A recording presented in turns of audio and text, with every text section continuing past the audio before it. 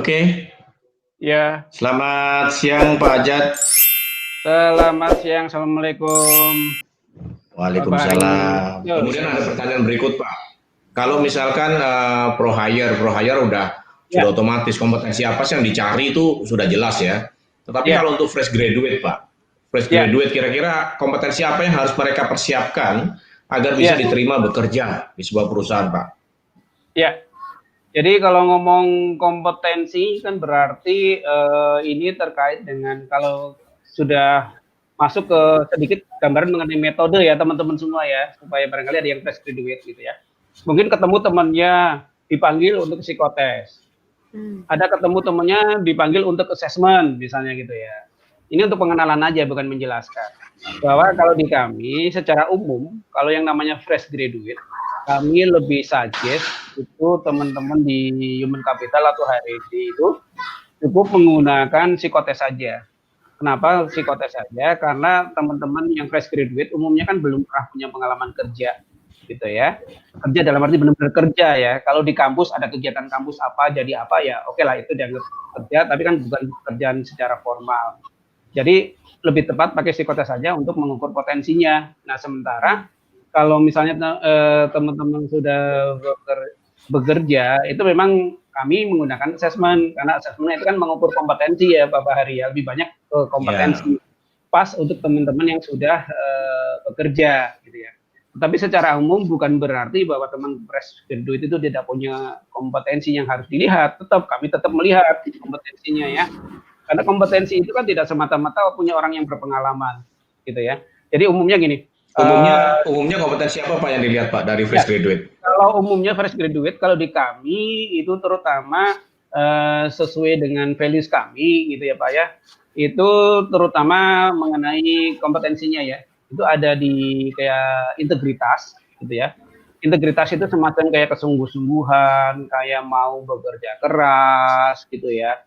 Kemudian yang kedua ini umum sih ya biasanya hal seperti itu juga ditanyakan walaupun mungkin konsepnya di perusahaan yang lain mungkin beda ya tapi kompetensi seperti itu dilihat ya itu dilihat dari berbagai sisi ya baik mungkin pas kuliah dan sebagainya kemudian juga ada yang misalnya dengan apa namanya customer ya customer fokus kalau di kami namanya Pak ya customer fokus artinya peduli terhadap customer ya customer dalam arti bukan semata-mata orang yang apa ya kita menjual sesuatu bukan ya tetapi orang-orang yang terkait dengan pekerjaan kita gitu ya juga terkait dengan komunikasi itu pasti kemudian kayak keinginan kita untuk inovatif kemudian problem solving analisa itu yang secara basic itu memang diperlukan terutama kalau yang sekarang di umum ya saya pernah suka memberikan informasi ke teman-teman pada minimal itu ada 4 yaitu critical thinking ya critical thinking itu kita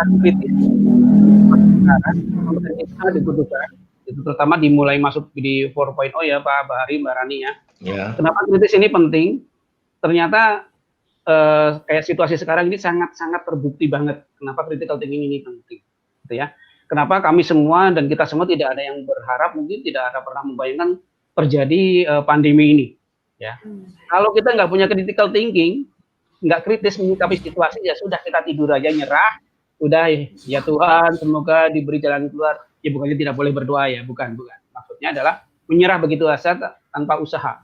Nah kalau kita kritis kita kan bisa tahu dari situasi seperti ini kita jadi tantangan kita mesti ngapain biar kita tetap survive.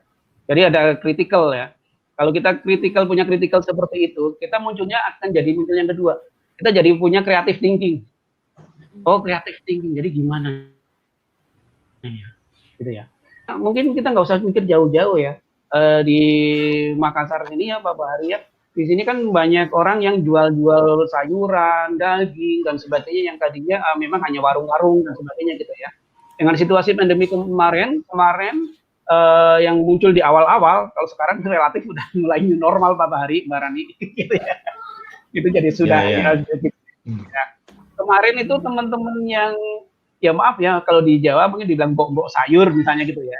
Ada teman-teman yang kreatif itu mereka menggabungkan diri sehingga mereka kreatif, mereka buka tuh jualan online atau jualan melalui WA gitu ya. Bahkan ada kemarin di sini saya nggak tahu, di Jakarta mungkin juga ada gitu ya, semacam kayak ada jasa untuk membelanjakan gitu ya. Jadi gini, jadi ada grup WA yang di situ misalnya Mbak Rani hari ini mau masak sayur asem gitu ya.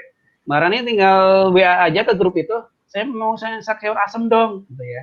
Bahkan kalau Mbak Rani punya referensi biasa beli daging ayam, beli daging sapi di Pak A atau Bu B di pasar tertentu, itu bisa minta tolong dia yang belikan.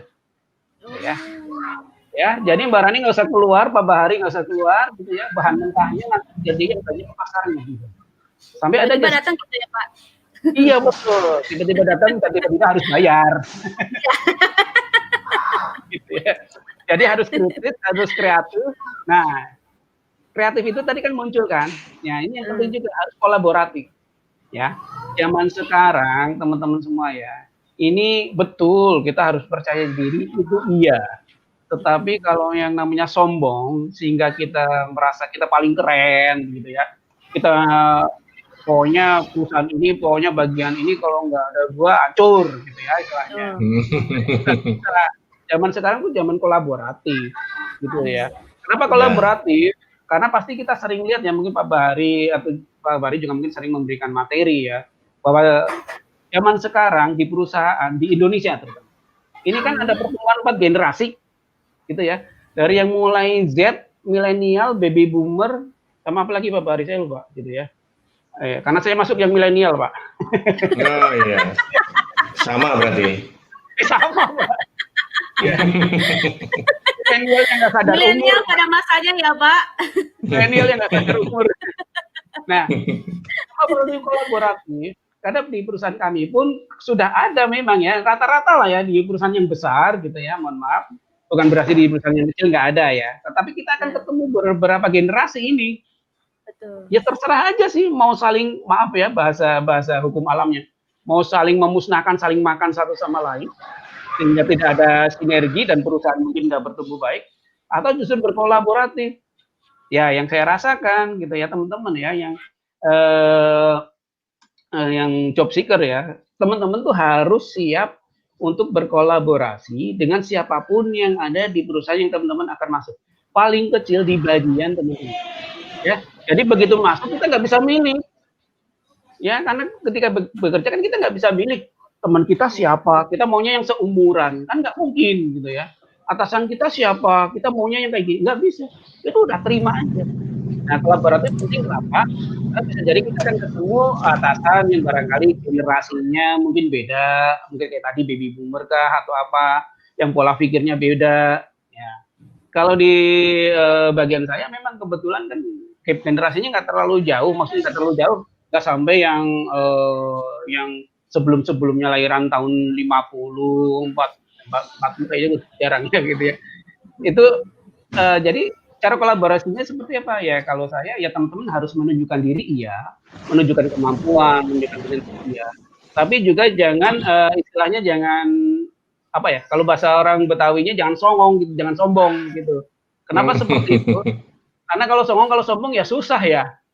Jadi harus berkolaborasi. Jadi misalnya kita harus terbuka. Oh, kayak saya ngaku nih. Saya ngaku bahwa saya itu tidak terlalu tidak terlalu cepat beradaptasi kalau misalnya terkait sudah dengan program aplikasi komputer dan sebagainya.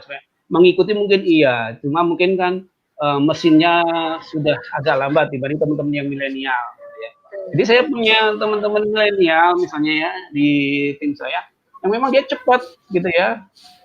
Ya saya bilang aja padanya, saya mungkin cukup paham, tapi saya kayaknya kalau untuk ngoprek-ngopreknya kayak kurang waktu lah ya. Jadi biar dia lah, karena dia memang senang seperti itu. Nah, teman-teman yang merasa punya kemampuan ini juga jangan kayak tadi ya, jangan songong kalau orang Betawi bilang, ah bos gua kalau nggak ada gua, udah nyerah nih, KO nih. Nggak juga gitu kali ya. Betul bahwa kita punya kontribusi, tapi kita harus ingat bahwa tanpa bos kita juga mungkin kita juga nggak akan bisa menunjukkan kemampuan kita. Nah, ya, artinya saling membuka diri, saling menghargai, kolaboratif ya. Kemudian judulnya yang keempat ini minimal yang 4C ini. Jadi tadi saya ulang ada critical, ada kreatif, ada kolaboratif, dan yang keempat ini komunikatif, gitu ya. Komunikatif ini judulnya memang zaman sekarang tuh judulnya intinya kan ngobrol, gitu ya. Kenapa sekarang banyak medsos? Karena orang sekarang tuh sedang ngobrol, gitu ya. Komunikatif, jadi komunikatif itu ngobrol di dalam tim dan sebagainya itu minimal yang harus dipunyai. Ya kalau hard kompetensi yang skill-skill memang teman-teman harus punyai karena sesuai latar belakangnya itu juga harus ada dan ini yang suka lupa Pak Bahari. Ini terus terang saya sangat sedih ketika misalnya saya cari staf akuntansi. Ya. Staf akuntansi. Saya juga bukan orang akuntansi memang. Nah, teman-teman fresh graduate ketika melamar suatu pekerjaan, apalagi itu terkait langsung dengan pendidikannya, pastikan kalau perlu teman-teman tuh semalam sebelumnya itu belajar mengenai ilmunya. Yang penting-penting itu apa? Ya, karena di awal ini biasanya akan ditanya, memang nggak kayak ujian skripsi ya. Biasanya saya akan tanya, walaupun saya bukan orang akuntansi ya, tapi saya ingin melihat bahwa anak ini kira-kira pemahaman ilmunya sejauh mana. Kira-kira anak ini share nggak dengan ilmunya dan kira-kira anak ini sebenarnya mau nggak kerja di sini. Saya akan nanya, misalnya, kamu masih ingat nggak siklus akuntansi? Padahal dia baru wisuda mungkin sepekan lalu. Gitu. Lupa Pak.